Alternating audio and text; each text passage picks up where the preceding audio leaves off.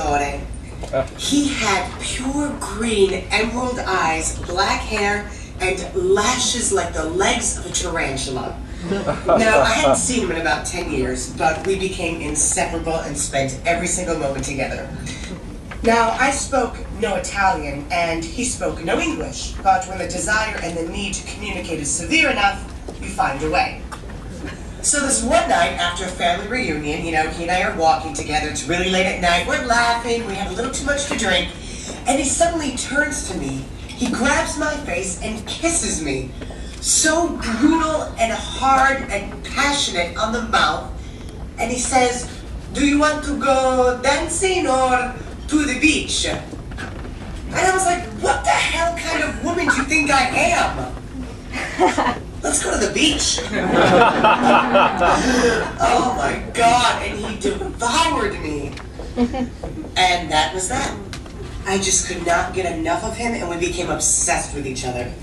It was reckless and beautiful and soft and violent and sexy, a delicacy. It was an addiction that kept me isolated from existence, from the outside world, and yet I was completely within it.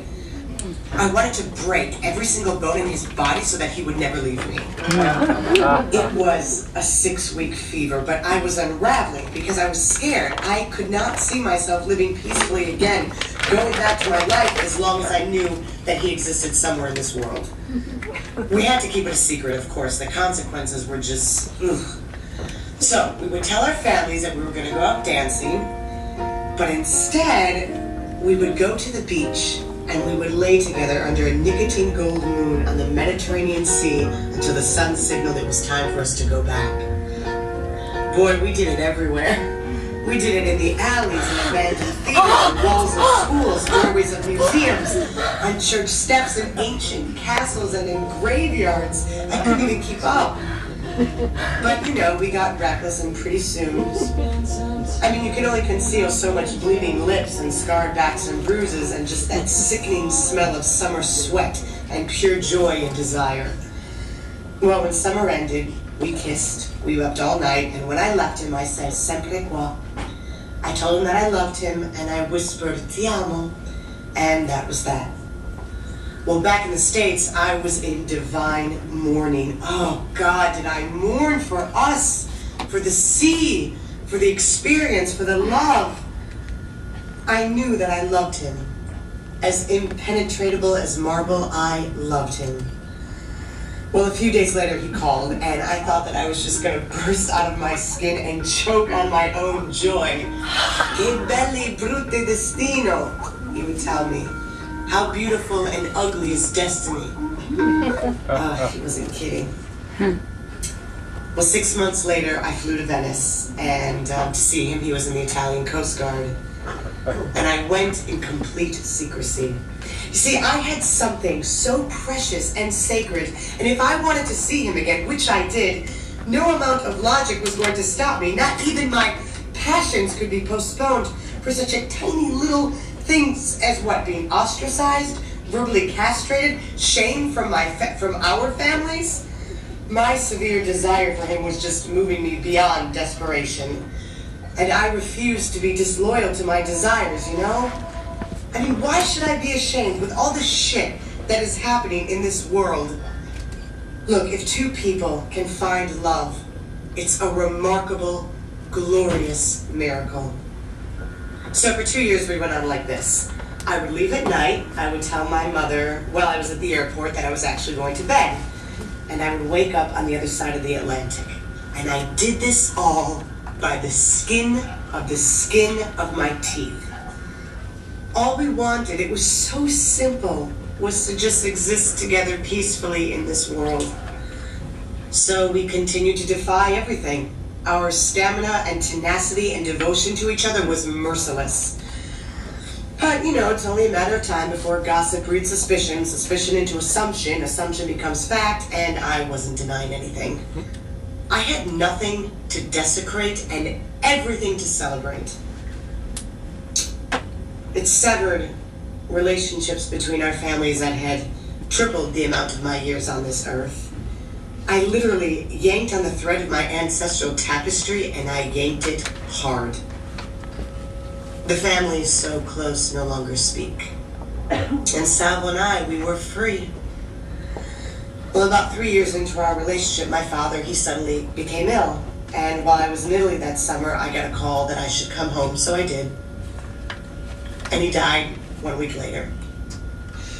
Savo is more than my blood. He is my marrow, my pinpoint of existence, my nourishment. And when I think about that part of him, that being is in my veins with all of our ancestors. It's our history of how he and I actually even entered this world. It's sacred. It's like we're two rivers that fork into one. That's what our blood is, dancing in secrecy and yet staining everything that it touches. That was 6 years ago. He never did learn English. I'm fluent in Italian. And we're still together. Except now we have a beautiful daughter who's 8 months old named Azzurra. Azzurra is a citizen of both countries. She is a bridge across the Atlantic. She is our blood interwoven, the blood of actually all of our ancestors before us.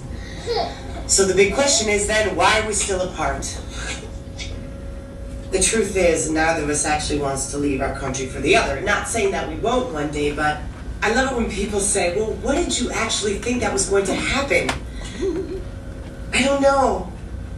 I was so busy living in the present, not taking any second of him for granted, that I became so consumed in it and couldn't be bothered with something as logical and as inevitable as the future. So now we're living apart as one. We were in suspension for so long that I just got used to the air there. I got really comfortable on the tightrope, and in suspension is where I felt at home. In suspension is where our miracles happened. You know, with everything that we came up against, the truth is, I don't remember a time when we weren't fighting to be together. And now we're still fighting, but now it's within ourselves. Devotion is a very slippery rock, but I stood upon it, never wavering. Because the heart wants what it wants, and that's what I live by. So I'm in Italy now. I might come home, I might not, because I decided that most importantly, our daughter, a melting of two worlds, should not have to have her tiny feet straddled across the Atlantic.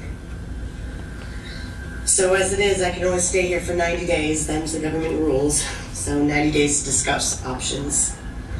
So until then, we're just gonna continue to live like gypsy beasts, roaming around, neither here nor there, but tethering somewhere in between. So as he always says, ci vediamo. We'll see. And as I always say, sempre qua. Wherever I am, sempre qua. Oh, Dio mio. Oh, Dio mio. Dile ciao, papà. Ciao, bella. Ciao. Si parla.